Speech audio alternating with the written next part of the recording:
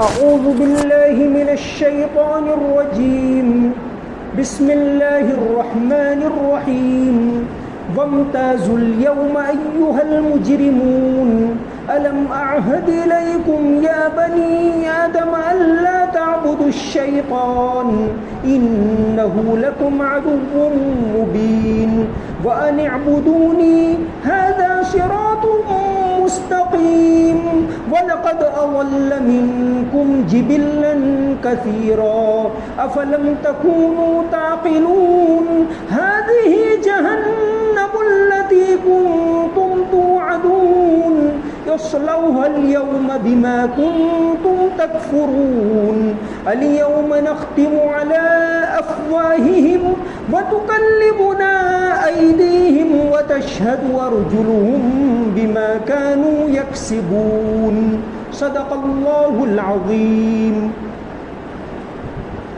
کافروں سے کہا جائے گا اے مجرموں آج تم مومنوں سے الگ ہو جاؤ. اے آدم کے بیٹو کیا میں نے تمہیں یہ تاکید نہیں کر دی تھی کہ تم شیطان کی عبادت نہ کرنا، وہ تمہارا کھلا دشمن ہے، اور یہ کہ تم میری عبادت کرنا یہی سیدھا راستہ ہے. حقیقت یہ ہے کہ شیطان نے تم میں سے ایک بڑی خلقت کو گمراہ کر ڈالا. تو کیا تم سمجھتے نہیں تھے؟ یہ ہے وہ جہنم جس سے تمہیں ڈرایا جاتا تھا، آج اس میں داخل ہو جاؤ کیونکہ تم کفر کیا کرتے تھے. آج کے دن ہم ان کے منہ پر مہر لگا دیں گے اور ان کے ہاتھ ہم سے بات کریں گے اور ان کے پاؤں گواہی دیں گے کہ وہ کیا کمائی کیا کرتے تھے. سورہ یاسین کے اندر یہاں وَنُفِخَ فِي الصُّورِ سے کہ جب سور پھونکا جائے گا اس کے بعد جو قیامت کا منظر ہے، قیامت کے اندر سب سے پہلے تو لوگ دوڑ پڑیں گے اللہ تبارک و تعالیٰ کے حساب کے لیے مقررہ جگہ کی طرف اور وہاں حساب کیا جائے گا. اس کے بعد اہل جنت میں داخل ہوں گے، اس کا ذکر آ گیا. اب جو لوگ جہنمی ہیں ان کو اس دن الگ کر دیا جائے گا. دنیا کے اندر تو سب ساتھ میں رہتے تھے. آخری بات یہ آئی کہ اہل جنت کی جو نعمتیں ہیں اس میں سے ایک بہت بڑی نعمت ہوگی اللہ کا دیدار اور اللہ کی طرف سے سلام کیا جانا.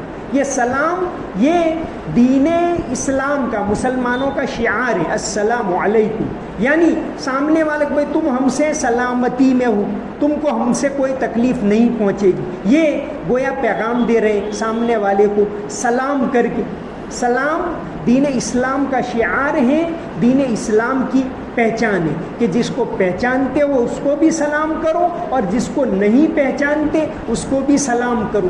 دین اسلام کے اندر ہی سلامتی کا لفظ، اسلام کا مطلب ہوتا ہے سلامتی، شانتی، اور ایمان کا امن سے لفظ بنائے کہ سامنے والے دنیا ہم سے امن میں رہی. یہ تو اللہ تبارک و تعالیٰ کی طرف سے سلام کیا جائے گا قولا من رب الرحیم. اب اس کے بعد فرماتے ہیں وامتازوا اليوم ایھا المجرمون، اس دن مجرموں کو الگ کر دیا جائے گا. ایک تو وہ جو کھلے عام کافر تھے اور ایک وہ جو ظاہر میں اسلام اپنائے ہوئے تھے لیکن حقیقت میں وہ منافق تھے.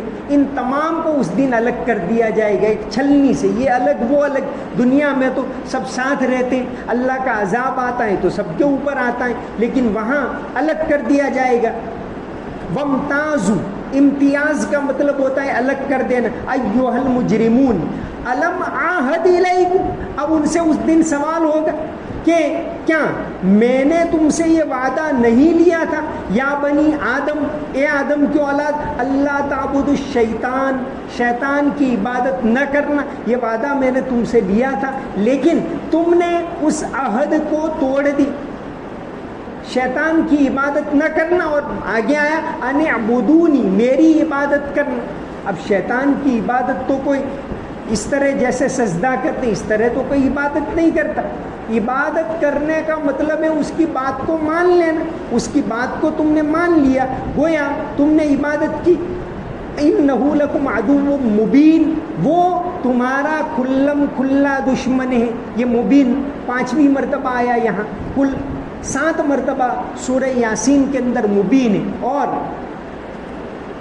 صوفیہ لکھتے ہیں کہ جب کسی آدمی کو کوئی تکلیف ہو، مصیبت میں ہو، تو سورہ یاسین پڑھے، شروع سے پڑھے، مبین آئے وہاں رک جائے، پھر سے شروع کرے، پھر دوسرا مبین آئے وہاں رک جائے، پھر شروع کرے، تیسرا مبین آئے وہاں رک جائے. تو یہاں عدو مبین یہ 5ویں مرتبہ ہے، پھر 6 آئے تو رک جائے، پھر 7واں آئے تو رک جائے، پھر سے پڑھے اور پھر پوری پڑھے، پھر دعا کرے تو اللہ تبارک و تعالیٰ تکلیف کو دور کرتے ہیں. تو یہ 5ویں مرتبہ ہے. پھر 6ٹھی مرتبہ قرآن مبین ہے، اور 7ویں مرتبہ ہے خصیم مبین. یہ کل 7 مرتبہ آیا. تو فرمایا کہ شیطان کی عبادت نہ کرنا. اب کوئی شیطان کی عبادت تو جیسے کرتے ہیں مورتیوں کی، اس طرح تو کوئی کرتا نہیں، یا جیسے اللہ تعالیٰ کی عبادت کرتے ایسے تو کوئی عبادت کرتا نہیں. تو عبادت سے مراد اس کی بات کو مان لینا، اس کی مرضی کے مطابق کرنا. جیسے ہم اللہ تبارک و تعالیٰ کی مرضی کے مطابق کریں تو عبادت ہے. جو بھی کام کریں، حدیث شریف کے اندر آتا ہے، حضرت مقدام ابن معدی کرب رضی اللہ عنہ سے مروی ہے کہ آپ صلی اللہ علیہ وسلم نے فرمایا ما اطعمت نفسک فہو لک صدقۃ، تم حلال کمائی کرو پھر کھانا کھاؤ تو یہ صدقہ ہے. بھئی کیوں صدقہ ہے؟ اپنے لیے کمایا، اپنا پیٹ بھرنا، لیکن اللہ کی مرضی کے مطابق کیا تو فرمایا یہ بھی عبادت. ما اطعمت نفسک فہو لک صدقۃ وما اطعمت ولدک فہو لک صدقۃ وما اطعمت زوجتک فہو لک صدقۃ وما اطعمت خادمک فہو لک صدقۃ، کہ تم اپنی اولاد کو کھلاؤ یہ بھی صدقہ، صدقے کا ثواب. زوجتک، اپنی بیوی کو کھلاؤ یہ بھی صدقے کا ثواب. وما اطعمت خادمک، اپنے نگراں، اپنے ماتحتوں کو کھلاؤ، نوکروں کو کھلاؤ. تو فرمایا یہ بھی صدقے کا ثواب رکھتا ہے. کیوں؟ تو جس طرح انسان اگر اللہ کی مرضی کے خلاف کرے، اللہ کی مرضی کے خلاف کرنا یہی شیطان کی بات کو ماننا ہے، اور یہی جو ہے شیطان کی عبادت کرنا ہوا. تو اللہ تعالیٰ فرماتے ہیں کہ میں نے تم کو کہہ تو دیا تھا کہ تم شیطان کی عبادت نہ کرنا اور میری عبادت کرنا. حدیث شریف کے اندر آتا ہے کہ شیطان انسان کی رگوں میں خون کی طرح دوڑتا ہے. ایک حدیث ام المومنین حضرت صفیہ رضی اللہ عنہا سے مروی ہے کہ ایک مرتبہ وہ مسجد میں آپ صلی اللہ علیہ وسلم کو کھانا دینے کے لیے گئی. آپ اعتکاف میں تھے، رات کا وقت تھا. اس زمانے میں یہ لائٹ تو ہوتی نہیں تھی، روشنی تو ہوتی نہیں تھی. جب وہ نکلی تو آپ صلی اللہ علیہ وسلم دروازے تک ساتھ گئی. کوئی 2 انصاری صحابہ وہاں ہوں گے. آپ صلی اللہ علیہ وسلم نے بلایا کہ ادھر آؤ، کون ہو؟ چونکہ اندھیرا تھا. آپ نے بلایا کہ بھائی ادھر آؤ، کون ہو؟ سنو، میں محمد اللہ کا نبی ہوں اور یہ میری بیوی صفیہ ہے. تو صحابہ کرام کو تعجب ہوا کہ حضور آپ کیا بات کرتے؟ تو آپ نے فرمایا کہ شیطان انسان کے اندر رگوں میں خون دوڑتا ہے، اس طرح دوڑتا ہے. اس لیے ہمیشہ احتیاط رکھنا چاہیے کہ کوئی دوسرے کے بارے میں کوئی بدگمانی کرنے لگی. اسی طرح حدیث شریف کے اندر یہ بھی آتا ہے، آپ صلی اللہ علیہ وسلم نے فرمایا کہ ان الشیطان واضع ختمہ علی قلب ابن آدم، کہ شیطان انسان کے دل کے اوپر سوئی جیسے گھونپتے اس طرح تیار رہتا ہے، اپنی سونڈ مارنے کی کوشش کرتا ہے. فَإِن ذَكَرَ اللَّهَ، اگر اس آدمی کو ایسا پاتا ہے کہ اللہ کو یاد کر رہا ہے تو خنس، پیچھے ہٹ جاتا ہے. خنس کے معنی پیچھے ہٹن.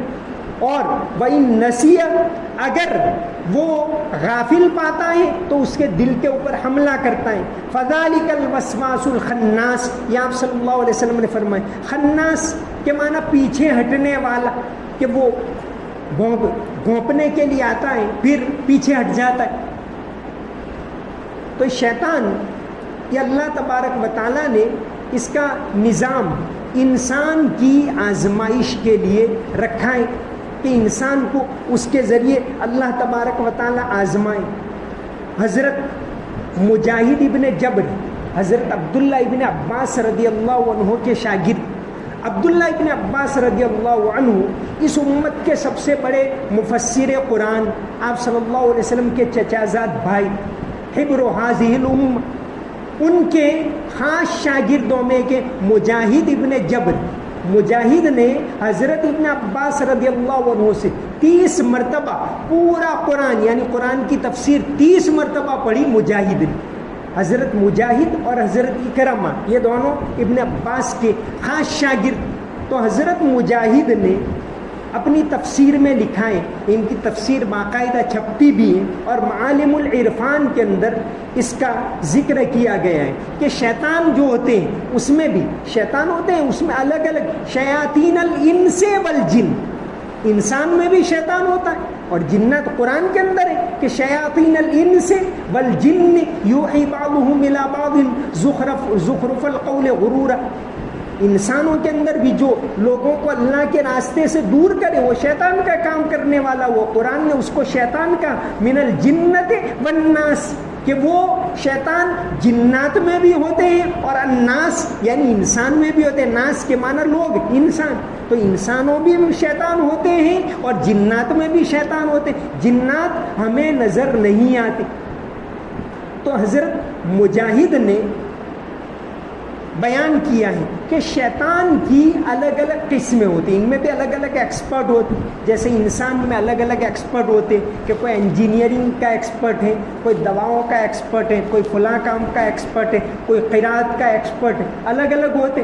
تو شیطانوں کے اندر بھی الگ الگ ایکسپرٹ ہوتے.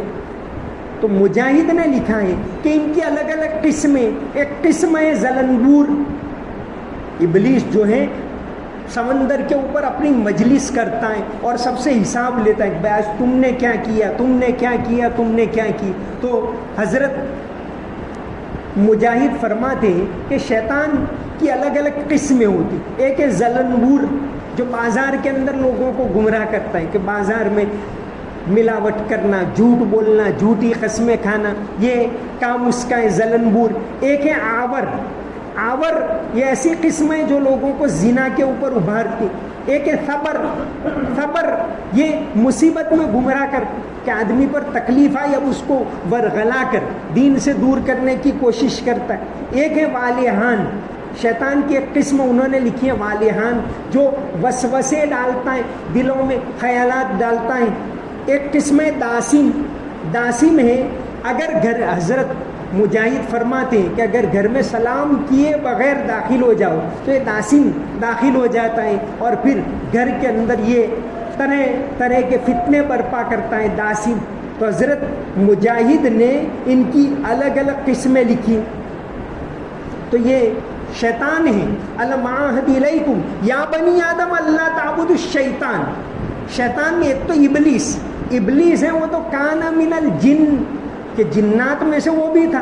جنات ہم کو نظر نہیں آتے، بہت سی چیزیں ہوتی ہیں وہ نظر نہیں آتی. پاکستان کے ایک بہت بڑے سائنٹسٹ بلکہ نیوکلیئر سائنٹسٹ ہیں بشیر الدین محمود، انہوں نے ایک کتاب لکھی ہے the mechanics of the doomsday and the life after death.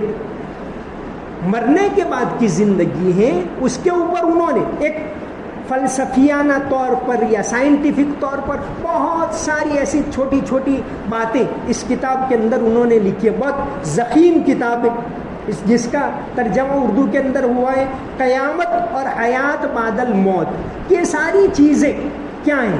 اس میں انہوں نے ایک پورا چیپٹر شیطان کے بارے میں لکھا ہے. شیطان ہمیں نظر نہیں آتے. انہوں نے تو یہ لکھا ہے بلکہ ایک زمانے میں انہوں نے ایک ریسرچ چلائی کہ یہ میتھین ایک گیس ہوتے ہیں میتھین CH4.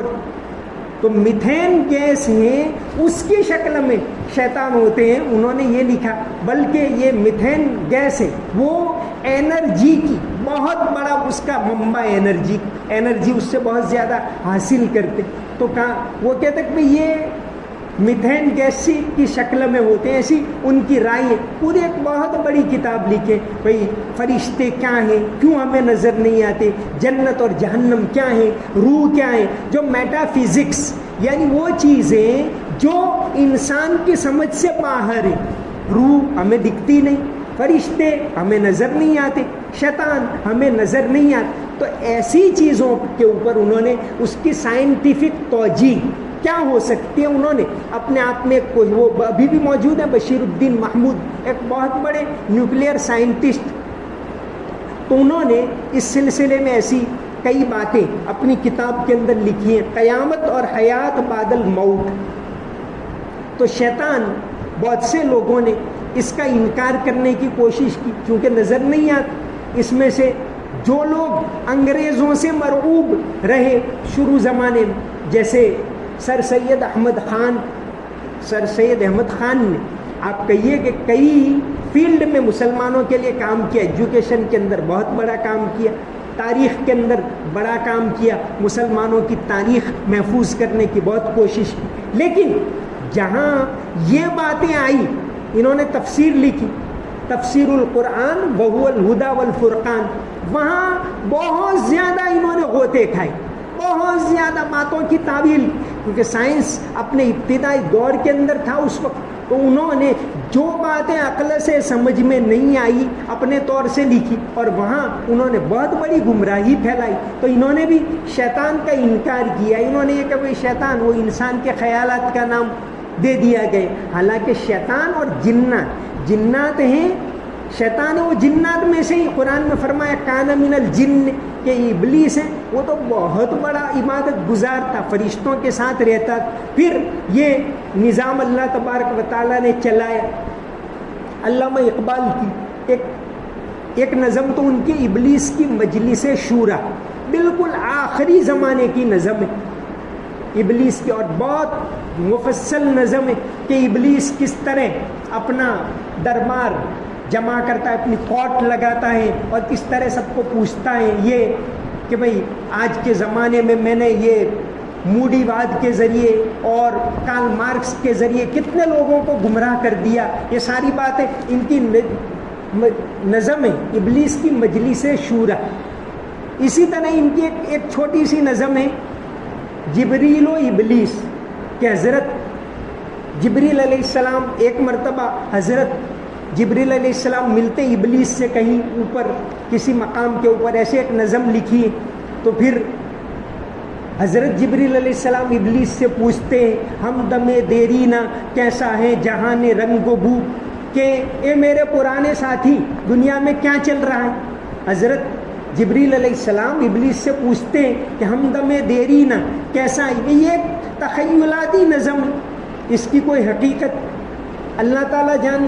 تو کہتے ہیں کہ ہم دم دیرینا کیسا ہے جہان رنگ و بو، کہ دنیا میں کیا چل رہا ہے. تو جواب دیتا ہے ابلیس سوز و سازو درد و داغو جستجو آرزو، کہ دنیا میں یہی چل رہا ہے، یہ وہ یہ جھمیلا وہ جھمیلا سب اس کے اندر میں نے سب کو ڈال دیا ہے. سوز و سازو درد و داغو جستجو آرزو. تو پھر حضرت جبریل علیہ السلام کہتے ہیں ہر گھڑی افلاک پر رہتی ہے تیری گفتگو، کیا ہم وہاں جمع ہوتے ہیں تو ہم تیری بات نکالتے ہیں. کیا نہیں ممکن کہ تیرا چاک دامن ہو رفو، کہ کیا ابھی بھی ممکن ہے کہ تو توبہ کر لے اور بیک فٹ پر آ جائے، باز آ جائے، ایسا ہو سکتا ہے. تو اس طرح بہت لمبی گفتگو ہے. اس میں کہتا ہے ابلیس ہو اگر خلوت میسر پوچھنا اللہ سے، وہ اگر خلوت میسر پوچھنا اللہ سے، قصہ آدم کو رنگی کر گیا کس کا لہو، کہ تو کہتا ہے کہ بھئی یہ میں توبہ کر لوں اور باز آ جاؤں، یہ پوری دنیا کا ویلن تو میں ہوں تو یہ دنیا چل رہی، ایسا اس نے کہا. تو یہاں فرمایا اللہ تبارک و تعالیٰ فرمائیں گے الم عہد الیکم، میں نے تم کو بتا نہیں دیا تھا یا بنی آدم، اے انسان کی اولاد، اللہ تعبد الشیطان، شیطان کی عبادت نہ کرنا، انہ لکم عدو مبین، وہ تمہارا کھلم کھلا دشمن ہے، وان اعبدونی، میری عبادت کرنا، ھذا صراط مستقیم، سیدھا راستہ یہی ہے. تم جو بار بار کہتے ہو کہ اے اللہ سیدھا راستہ دکھا، اہدنا الصراط المستقیم، اہدنا الصراط المستقیم، تو سیدھا راستہ یہ ہے کہ ایک اللہ کی عبادت کرو، وان اعبدونی ھذا صراط مستقیم. ولقد اضل منکم جبلا کثیرا، اس ابلیس نے، اس شیطان نے اور اس کی اولاد نے تم سے پہلے بھی بہت سارے لوگوں کو گمراہ کیا. بہت ساری نسلوں کو اس نے برباد کیا. افلم تکونوا تعقلون، تم اس سے عبرت لے کر عقل سے کام نہیں لیتے؟ اگر نہیں لیا تو ہذہ جہنم التی کنتم توعدون. اب ان کو کہا جائے گا، جن کو الگ کیا جائے گا کہ تم نے دنیا میں عقل سے کام نہیں لی، دنیا کے کاموں میں تو عقل سے کام لیا کہ کہاں فائدہ زیادہ ہوگا، کہاں نقصان ہوگا، کس بزنس میں جاؤں، کہاں کون سا کام کروں، کون سا آج کل ٹرینڈ چل رہا ہے، یہ تو بہت سمجھ میں آئے. لیکن آخرت کے بارے میں عقل سے کام نہیں لیا تو کل قیامت کے دن کہا جائے گا کہ ہذہ جہنم التی کنتم توعدون، یہ جہنم ہے جس کا تم سے وعدہ کیا گیا تھا. اصلوها اليوم بما کنتم تکفرون، آج اس میں تمہارے کفر کی وجہ سے داخل ہو جاؤ. اصلوها، صلا کے معنی داخل ہونا، اصل تو اس کا مطلب ہوتا ہے جھونک دینا. سیصلا نارن ذات لہب، کہ جیسے وہ بڑی آگ جلی ہوئی تو اس میں جھونکتے ڈالتے، تو اس طرح اصلوها، اس میں داخل ہو جاؤ. الیوم بما کنتم تکفرون، تمہارے کفر کی وجہ سے. الیوم نختم علی افواہہم، اس دن زبان بند کر دی جائے گی. وَتُكَلِّمُنَا أَيْدِيهِمْ، ہاتھ گواہی دیں گی. وَتَشْهَدُ أَرْجُلُهُمْ، پاؤں گواہی دیں گے. انسان نے کیا کیا، وہ ہاتھ اور پاؤں گواہی دیں گے. بھائی ہاتھ اور پاؤں کیسے گواہی دے سکتے؟ آج کل آپ کا CCTV کیمرہ چلتا ہے تو لوگ گھبراتے کہ بھائی پتہ چل جائے گا، فوراً جہاں CCTV کیمرہ وہاں لوگ ڈرتے. وہاں تو بعد میں پتہ چل جائے کہ بھئی تم تھے، تو میں نہیں تھا. پولیس پوچھے بھئی تم تھے، بتا دیں اس کو بھئی یہ کون تھا. اب وہ خاموش ہو جاتا ہے، پھر باتیں بنانے لگتا ہے. تو فرمایا کہ الیوم نختم علی افواہہم، اس دن ان کے منہ کو بند کر دیا جائے گا. وتکلمنا ایدیہم، اور ان کے ہاتھ بات کریں گے ہم سے. وتشہد ارجلہم، اور ان کے پاؤں گواہی دیں گے. بما کانوا یکسبون، وہ کیا کرتے تھے اس کی گواہی دیں گے. وما علینا الا البلاغ المبین. اللهم صل على محمد وعلى ال محمد وبارك وسلم. ربنا آتنا في الدنيا حسنة وفي الآخرة حسنة وقنا عذاب النار. یا اللہ ہمارے گناہوں کو معاف فرما، ہماری کوتاہیوں کو معاف فرما. یا اللہ ہمارے قصوروں کو معاف فرما. یا اللہ رمضان کا تیسرا عشرہ شروع ہو چکا، تو نے اپنی مہربانی سے ہمیں یہ وقت دیا، اس کی قدر کرنے کی توفیق عطا فرما، تیری عبادت کرنے کی توفیق عطا فرما. یا اللہ ہمیں کلام پاک کو پڑھنے کی توفیق عطا فرما، بار بار پڑھنے کی توفیق عطا فرما، اس کو سمجھنے کی توفیق عطا فرما. یا اللہ ہر طرح کے فتنوں سے حفاظت فرما، نفس اور شیطان کے فتنوں سے حفاظت فرما.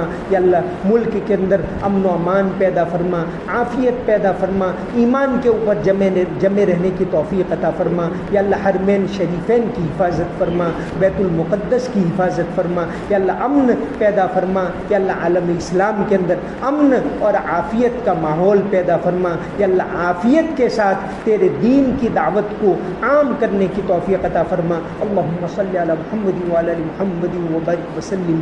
سمعنا واطعنا غفرانک ربنا وإلیک المصیر برحمتک یا ارحم الراحمین.